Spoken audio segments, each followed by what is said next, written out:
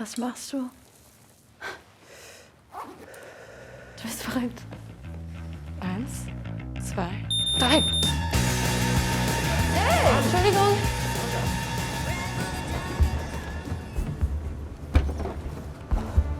Bonjour monsieur. Okay, here we go.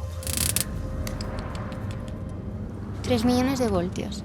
Te aseguro que hace mucha pupita. C'est une série de thrillers haletants, avec un point de vue, que nous estimons tous les deux assez fort sur la cause environnementale. Et avant tout, c'est une série avec des personnages, des rebondissements, et ça c'était vraiment très important pour nous. Tout en essayant de raconter quelque chose qui est ce qui nous porte, ce qui nous a porté pendant ces années de développement dans l'écriture, etc. Qu'est-ce que t'as fait, putain? Alors c'est l'histoire d'un groupe de jeunes activistes environnementaux qui, à la veille d'un forum économique important du style de celui de Davos en Suisse, décident de kidnapper les enfants des grands patrons qui ont participé à ce forum pour les obliger à prendre des engagements concrets pour lutter contre le dérèglement climatique. Elias, on est bon? Ça tourne. Quand tu veux. This message is for you, bosses of the Four Wastes. Vu que eux, leur avenir est compromis, ils kidnappent l'avenir de ces patrons. Et les mettre dans ce dilemme, c'était montrer aussi que eux, malgré tout, avaient aussi de l'ambivalence. In your envelopes, you'll find a statement you'll issue to the press tomorrow. At the beginning of the forum, you'll still announce the 12 billion as planned. But you'll transfer the money directly to Jean Bel's foundation, Climate Shield.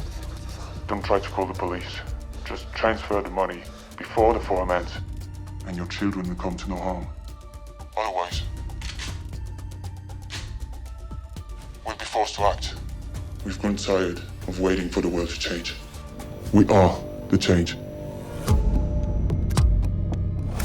C'est un sujet qui nous tient beaucoup à cœur, donc on lit énormément de choses dessus, on s'est beaucoup renseigné. Il y a clairement des scènes qui sont inspirées de faits réels, comme ce qui a pu arriver à une remise de diplôme d'AgroParisTech notamment, où les étudiants s'opposaient à ce que finalement l'avenir, la carrière professionnelle qui se dessinait devant eux. On a commencé à écrire juste avant le Covid. Toutes les problématiques environnementales, particulièrement liées au réchauffement, se sont accélérées d'année en année. Et donc à chaque fois qu'on écrivait quelque chose, on était en train de se dire on est presque en retard. Donc on a dû réadapter très souvent notre écriture. Il y a un incendie qui va avoir une importance dramaturgique.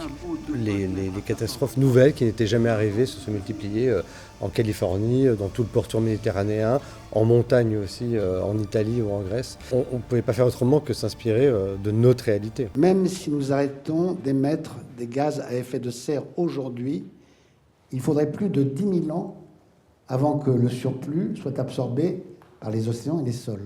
En résumé, quoi que nous fassions, le monde que nous connaissons ne sera plus jamais le même. J'ai eu la chance de collaborer pour une émission qui s'appelait Gaïa sur le développement durable pour France 5 dans les années 2000. Et j'ai beaucoup travaillé avec beaucoup d'ONG, de type Greenpeace, les Amis de la Terre et plein d'autres. Et donc ça a aussi nourri notre travail sur la partie justement de l'activisme et son évolution sur les 20 dernières années, qui s'est radicalisée non pas parce que les jeunes sont plus méchants ou dangereux aujourd'hui, c'est juste que la situation a tout simplement empiré. Do you realize what that would involve? We would have to cut our emission by 90%, 90% in just 5 years. We can't drop a bomb like that on our shareholders. Shareholders? Yes. They're holding our children, Anne-Marie, and you're talking about your shareholders? La plupart des manifestations pour le climat ont une histoire de non-violence et nous on est pour que ça reste comme ça. Mais par contre on a le sentiment que les événements s'accélérant, la tension s'exacerbant entre les différentes parties, nous ce qu'on veut raconter c'est qu'il y a un risque non négligeable qu'avant d'être frappé par les catastrophes climatiques, on soit frappé par ce genre de choses-là. Et que si on ne crée pas de pont et de dialogue entre les différentes générations et les différentes sensibilités par rapport à ce sujet-là, ça risque de nous péter au visage.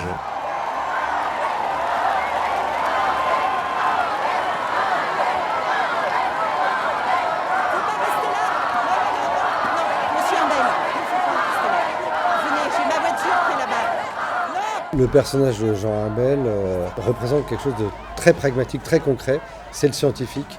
On a été inspiré par plusieurs figures d'ingénieurs ou de scientifiques en France et dans le monde, particulièrement à ceux qui ont collaboré auprès du GIEC. Et lui, il dit juste la réalité telle qu'elle est. Il n'a pas un point de vue ni politique de droite de gauche, ni capitaliste, ni écologique. Il a juste le rôle de dire voilà, les choses sont comme ça. Et on court à une catastrophe si rien n'est fait.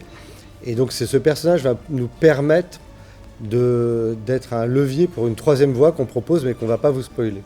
Rendez-vous avec Julien, notre reporter sur place qui va nous donner les dernières informations. Oui, tout à fait, Marc. Au moment où je vous parle, le feu se répand rapidement. Il devient hors de contrôle et se trouve maintenant à une 50aine de kilomètres de la ville d'Annecy.